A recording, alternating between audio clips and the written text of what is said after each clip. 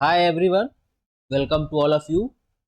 इस वीडियो में हम इवोल्यूशन टॉपिक से एमसीक्यू डिस्कस करेंगे। स्टार्ट करते हैं। पहला क्वेश्चन है, who is known as the father of evolution. Charles Darwin को बोलते हैं फादर ऑफ एवोल्यूशन। ठीक है, चार्ल्स डार्विन को बोलते हैं फादर ऑफ एवोल्यूशन। थ्योरी का नाम है उनके नेचुरल सिलेक्शन, और बुक में उन्होंने लिखा, बुक था उनका on the origin of species. ठीक है, इसी बुक में उन्होंने नेचुरल सिलेक्शन प्रोसेस को या थ्योरी को दिया था। अगला है, the concept of survival of fittest was proposed by. ठीक है, तो सर्वाइवल ऑफ फिटेस्ट जो टर्म था या कॉन्सेप्ट था वो दिया था हर्बर्ट स्पेंसर ने। ठीक है, किसने दिया था? हर्बर्ट स्पेंसर ने ये फ्रेज या कॉन्सेप्ट दिया था, और ये डार्विन के एवोल्यूशनरी थ्योरी से एसोसिएटेड है। ठीक। थर्ड है, the process by which organisms with favourable traits are more likely to survive and reproduce is called natural selection. ठीक है, वो प्रोसेस जिसके थ्रू कोई ऑर्गेनिज्म किसी पर्टिकुलर इन्वायरमेंट में बेटर एडाप्ट कर पाता है उसको बोलते हैं नेचुरल सिलेक्शन। ठीक है, तो natural selection is the process where organisms better adapted to their environment. ठीक है, वो अपने इन्वायरमेंट में बेटर एडॉप्ट कर पाता है, सर्वाइव कर पाता है, और मोर ऑफस्प्रिंग रिप्रोड्यूस कर पाता है। ठीक है, तो थर्ड का राइट आंसर हो जाएगा बी। अगला है fourth, which of the following is a vestigial structure. ठीक है, ह्यूमन बींग्स में वेस्टिजियल स्ट्रक्चर जिसका पहले काम था अब कोई काम नहीं है, तो इसका राइट आंसर है अपेंडिक्स।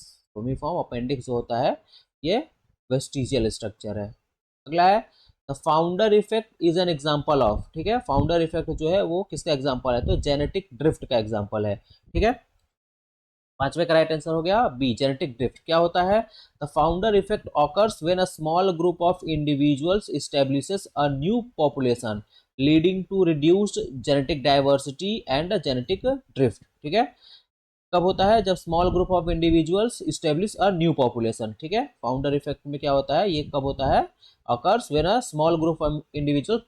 ठीक है, इंडिविजुअल्स का छोटा ग्रुप वो एक पूरा का पूरा पॉपुलेशन इस्टेब्लिश कर लेता है, इसको हम लोग बोल देते हैं फाउंडर इफेक्ट। और इससे क्या होता है? Leading to reduced genetic diversity, उसमें जो नया पॉपुलेशन बनेगा उसकी जेनेटिक डाइवर्सिटी रिड्यूस होगी और जेनेटिक ड्रिफ्ट भी। ठीक है, आगे है, which scientist propose the theory of inheritance of acquired character. ठीक है, इनहेरिटेंस ऑफ एक्वायर्ड यानी कि लाइफ टाइम में जो हम लोगों ने एक्वायर किया, ठीक है, वो उसका इनहेरिटेंस। तो उसका इनहेरिटेंस किसने दिया था? तो ये दिया था लैमार्क ने। ठीक है, तो छठवें का राइट आंसर क्या हो जाएगा? डी, लैमार्क ने दिया था theory of inheritance of acquired characteristics. ठीक, Lamarck propose that organisms could pass on traits acquired during their lifetime to their offspring. ठीक है, लेमार्क ने प्रपोज किया था ये कि कोई ऑर्गेनिज्म जो एक्वायर करता है, जो ट्रेट एक्वायर करता है अपनी लाइफ टाइम में, वो उसके ऑफस्प्रिंग में पास होता है।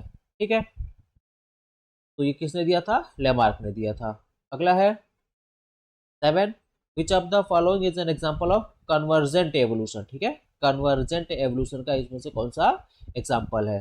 ठीक, तो सातवें का राइट आंसर है A, wings of bird and bat. ठीक है, बर्ड का विंग और बैट का विंग, ये दोनों कन्वर्जेंट एवोल्यूशन का एग्जांपल है। अब ये होता क्या है? तो convergent evolution occurs when unrelated species develop similar traits. ठीक है, कन्वर्जेंट कन्वर्ज होगा। ठीक है, कन्वर्ज होगा, यहाँ ये स्पीसीज है, ये स्पीसीज है, ये स्पीसीज है, और इनमें कुछ ऐसे ट्रेड्स होंगे जो कि सिमिलरिटी शो करेंगे। ठीक है, unrelated species develop similar traits due to similar environmental pressure. ठीक है, सिमिलर इन्वायरमेंटल प्रेशर की वजह से सिमिलर ट्रेड्स डेवलप कर लेते हैं, लेकिन वो स्पीसीज एक दूसरे से अनरिलेटेड होते हैं। ठीक है, तो एग्जाम्पल में क्या हो गया? विंग्स ऑफ बर्ड और बैट, ये क्या है? ये दोनों अलग अलग या अनरिलेटेड स्पीसीज है, लेकिन इनमें जो विंग है वो सिमिलर ट्रेड शो कर रहा है, तो ये हो जाएगा आपका कन्वर्जेंट एवोल्यूशन का एग्जांपल। ठीक, तो सेवन का राइट आंसर हो जाएगा ए। अगला है eight, Hardy Weinberg equilibrium equation is used to. ठीक है, हार्डी विनबर्ग इक्विलिब्रियम इक्वेशन को हम लोग यूज करते हैं, तो किस लिए यूज करते हैं? तो इसका राइट आंसर है B, predict the genetic variation in a population, predict the genetic variation in a population, किसी पॉपुलेशन में जेनेटिक वेरिएशन को प्रेडिक्ट करने के लिए हम लोग इस इक्वेशन का यूज करते हैं, ठीक है। Hardy-Weinberg equation calculate the genetic variation of a population at equilibrium assuming no evolutionary influences, ठीक है। तो 8 का राइट आंसर हो गया बी। आगे है 9, which type of selection favours intermediate phenotypes, ठीक है। इंटरमीडिएट फेनोटाइप को किस टाइप का सिलेक्शन फेवर करता है, तो 9 का राइट आंसर है सी, स्टेबलाइजिंग सिलेक्शन, ठीक है। स्टेबलाइजिंग सिलेक्शन जो होता है ये फेवर करता है इंटरमीडिएट फेनोटाइप को, ठीक है। अब इसमें हम लोग और देख लेते हैं क्या है। Stabilising selection favours intermediate phenotype by selecting against extreme variants, ठीक है। एक्सट्रीम वेरिएंट्स नहीं होंगे। उसी में अदर ऑप्शन में दिया है डायरेक्शनल, तो directional selection occurs when the selective pressure is working in favour of one extreme traits, ठीक है। डायरेक्शन मतलब किसी पर्टिकुलर डायरेक्शन में होगा, ठीक है। तो फेवर्स इन या फेवर वन एक्सट्रीम ट्रेड्स, ठीक है, वो एक एक्सट्रीम ट्रेड्स को फेवर करेगा, ठीक है। डायरेक्शनल वे स्टेबलाइजिंग में क्या होगा, ये इंटरमीडिएट फेनोटाइप को फेवर करेगा, और इसमें क्या है डायरेक्शनल में एक एक्सट्रीम ट्रेड को फेवर करेगा। अगला है उसमें disruptive selection takes place when more extreme, ठीक है, मोर एक्सट्रीम फेनोटाइप्स और genotype within a population have a fitness advantage over intermediate individuals, ठीक है। इंटरमीडिएट इंडिविजुअल्स के ऊपर इसमें क्या होगा कि मोर एक्सट्रीम फेनोटाइप्स, ठीक है। डायरेक्शनल में क्या होगा, वन एक्सट्रीम ट्रेड्स होंगे या फेनोटाइप होंगे, यहाँ पे क्या होगा एक से ज्यादा होगा। डिस्ट्रप्टिव में क्या होगा, मोर एक्सट्रीम फेनोटाइप्स होंगे, ठीक है। ये हो गया आपका क्वेश्चन 9, इसका राइट आंसर हो गया सी, और अदर ऑप्शन में भी हम लोगों ने देख लिया। अब आगे है 10, the fossil record provides evidence of, ठीक है। तो फॉसिल रिकॉर्ड्स होते हैं वो किस चीज का एविडेंस प्रोवाइड कराते हैं, ठीक है। तो 10वें का राइट आंसर हो जाएगा C, both gradual and abrupt evolutionary changes, ठीक है, gradual and abrupt evolutionary changes. 10 का राइट आंसर हो जाएगा सी। आगे है 11, the phenomena where a species evolve rapidly to fill diverse ecological niche is called, ठीक है। fill diverse ecological niche is called, ठीक है।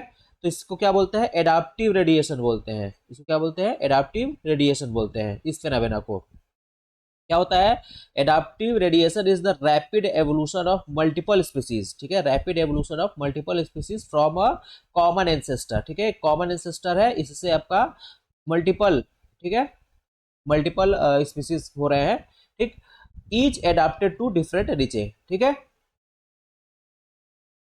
एक एंसेस्टर है, इससे डिफरेंट टाइप के स्पीसीज, ठीक है, मल्टीपल स्पीसीज फॉर्म होंगे और वो अलग अलग नीक को एडॉप्ट करेंगे, ठीक है। तो 11 का राइट आंसर क्या हो जाएगा, ए, एडाप्टिव रेडिएशन, ठीक है। एडाप्टिव रेडिएशन में क्या होगा कि किसी एक कॉमन एंसेस्टर से कई स्पीसीज, मल्टीपल स्पीसीज डेवलप करेगा और वो अलग अलग निक में अपने आप को अडाप्ट करेगा।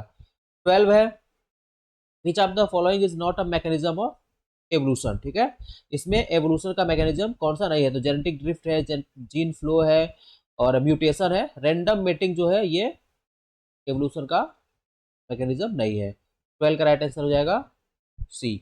आगे है 13, the similarity in body form between shark and dolphin is an example of, ठीक है। शार्क और डॉल्फिन के बीच में जो बॉडी फॉर्म का डिफरेंस सिमिलरिटी है वो किसका एग्जाम्पल है, तो ये वो एग्जाम्पल है आपका एनालॉगस स्ट्रक्चर, ठीक है। वो किसका स्ट्रक्चर है, एग्जाम्पल है तो एनालॉगस स्ट्रक्चर का, ठीक है। एनालॉगस स्ट्रक्चर क्या है, तो analogous structure arise when different species develop similar traits, ठीक है। Different species develop similar traits independently often due to similar environmental pressure. अभी हम लोगों ने देखा था कन्वर्जेंट एवोल्यूशन, तो ये जो एनालॉगस स्ट्रक्चर होते हैं, एनालॉगस स्ट्रक्चर कन्वर्जेंट एवोल्यूशन को प्रीफर करते हैं, ठीक है, या फॉलो करते हैं, ठीक है। ये बताते हैं कन्वर्जेंट एवोल्यूशन, ठीक है। एनालॉगस स्ट्रक्चर जो है वो कन्वर्जेंट एवोल्यूशन से रिलेटेड है। इसमें भी क्या है, डिफरेंट स्पीसीज होंगे और वो सिमिलर ट्रेड्स डेवलप कर लेते हैं, ठीक है। तो 13 का राइट आंसर क्या हो जाएगा, शार्क और डॉल्फिन में जो सिमिलरिटी है तो वो क्यों है, क्योंकि वो एनालॉगस स्ट्रक्चर्स है, ठीक है।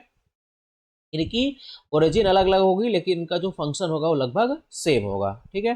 तो ये हो जाएगा एनालॉगस स्ट्रक्चर। और उसी का उल्टा होता है होमोलॉगस स्ट्रक्चर, इनकी ओरिजिन सेम होती है लेकिन फंक्शन अलग अलग हो जाता है, ठीक है। और ये डाइवर्जेंट एवोल्यूशन बताते हैं।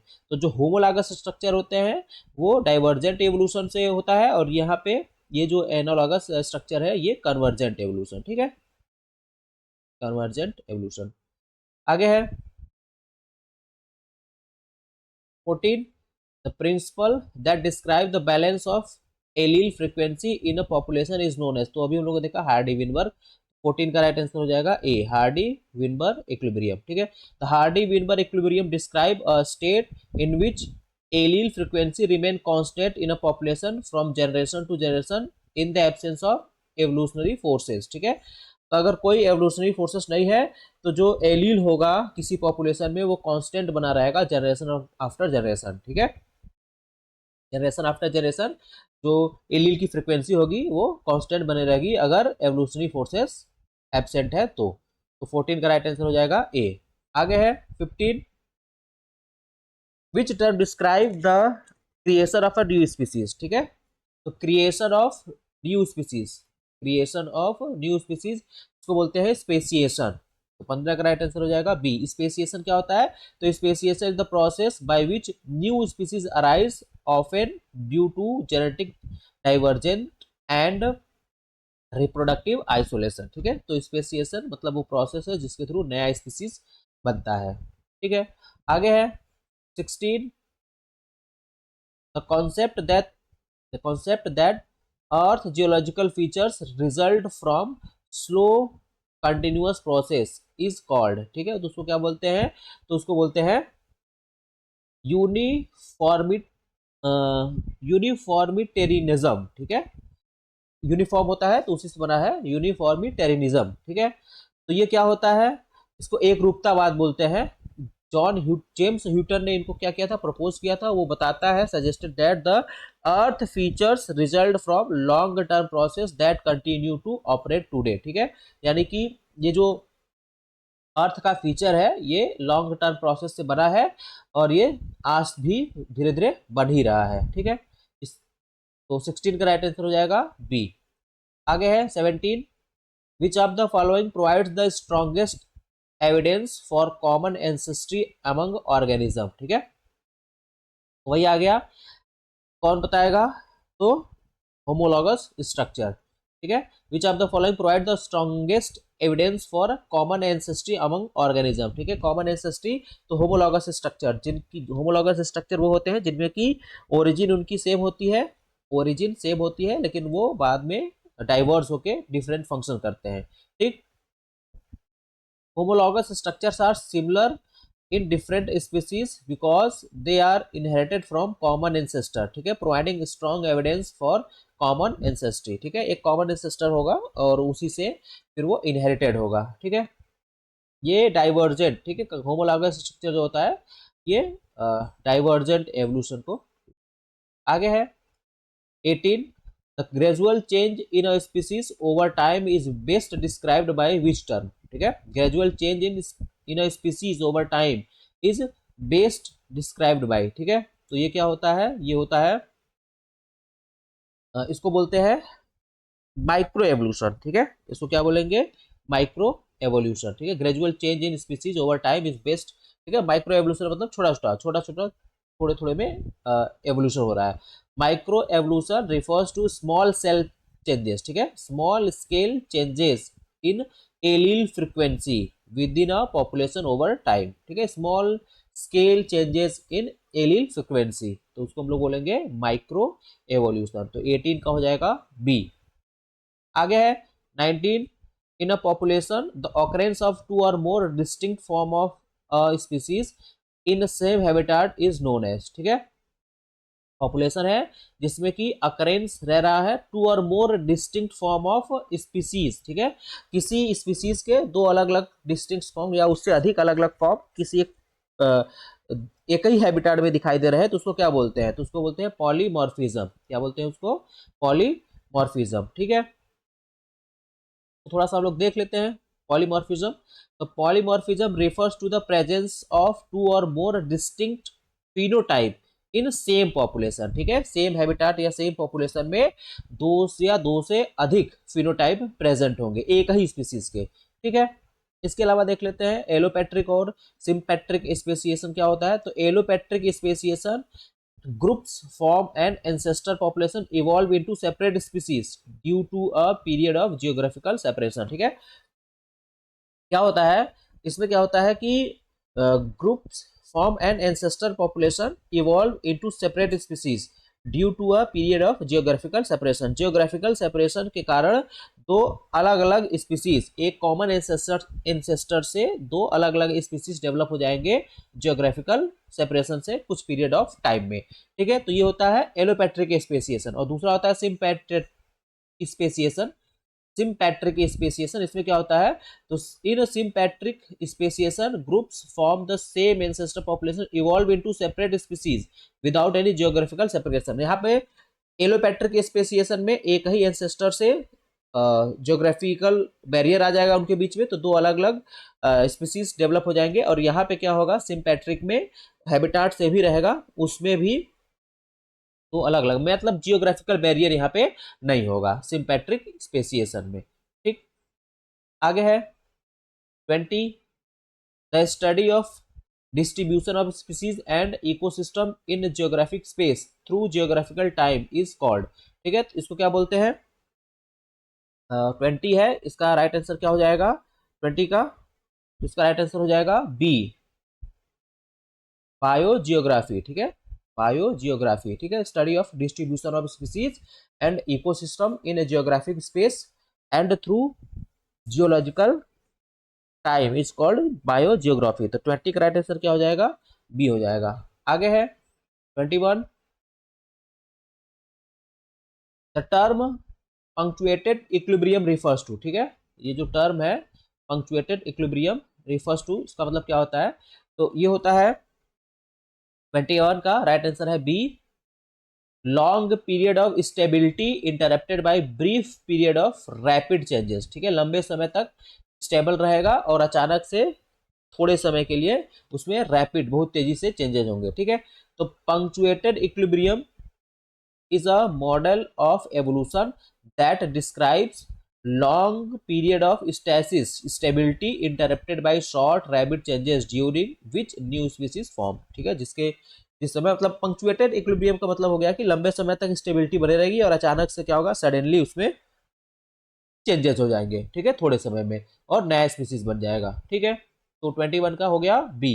आगे है 22, which of the following does not contribute to genetic variation, ठीक है। इसमें से कौन है जो जेनेटिक वेरिएशन में कंट्रीब्यूट नहीं करता है, तो इसका राइट आंसर हो जाएगा डी, 22 का डी, ए सेक्सुअल रिप्रोडक्शन। आगे है 23, the theory of evolution by natural selection was independently conceived bye, ठीक है। Theory of evolution by natural selection, evolution by natural selection अलग अलग, तो किसने किसने वो किया था, तो ये है 23 का राइट आंसर है सी, ठीक, डार्विन और अल्फ्रेड वेलेक, ठीक है, डार्विन, चार्ल्स डार्विन और अल्फ्रेड वेलेक, ठीक है। तो 23 का राइट आंसर हो जाएगा सी। आगे है 24, genetic drift has the strongest effect in, ठीक है। जेनेटिक ड्रिफ्ट जो है उसका स्ट्रॉन्गेस्ट इफेक्ट किस में होता है, large population, small population, stable environment, ठीक है। तो किस में होता है, तो ये होता है आपका बी, स्मॉल पॉपुलेशन में, किसमें होता है, स्मॉल पॉपुलेशन में। तो क्या है ये, genetic drift has a more pronounced effect in small population due to the greater impact of random event on allele frequency, ठीक है। Genetic drift is the change in frequency of an existing gene variant in the population due to random chance, ठीक है। Genetic ड्रिफ्ट क्या होता है, change in frequency of existing gene variant, जो gene variant है, ठीक है, उसके फ्रिक्वेंसी में चेंज है जेनेटिक ड्रिफ्ट, ठीक। आगे है तो 24 का हो जाएगा बी। आगे है 25, the concept that similar environmental pressure can produce similar adaptation in unrelated organism, तो ये अभी हम लोगों ने देखा था, ये वाला आपका, इसका एग्जांपल क्या हो जाएगा अभी, तो ये हो जाएगा आपका कन्वर्जेंट, अभी हम लोगों ने देखा था, है ना। तो 25 का similar environmental pressure can produce similar adaptation in unrelated organism, इसको बोलेंगे कन्वर्जेंट इवोल्यूशन।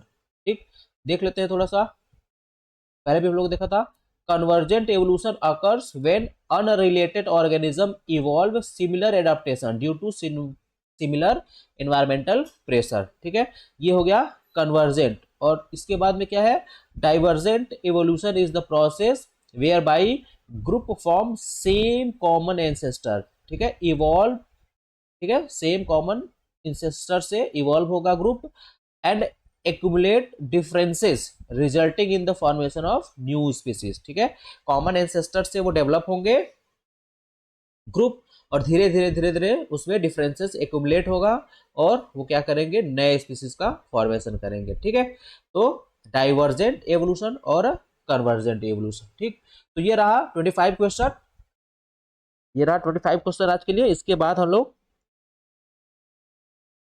कुछ क्वेश्चन और देखेंगे, इसका एक वीडियो और आएगा, है ना, फिर उसमें हम लोग कुछ और क्वेश्चन कवर करेंगे। ठीक है, तो आज के लिए इतना रहने देते हैं।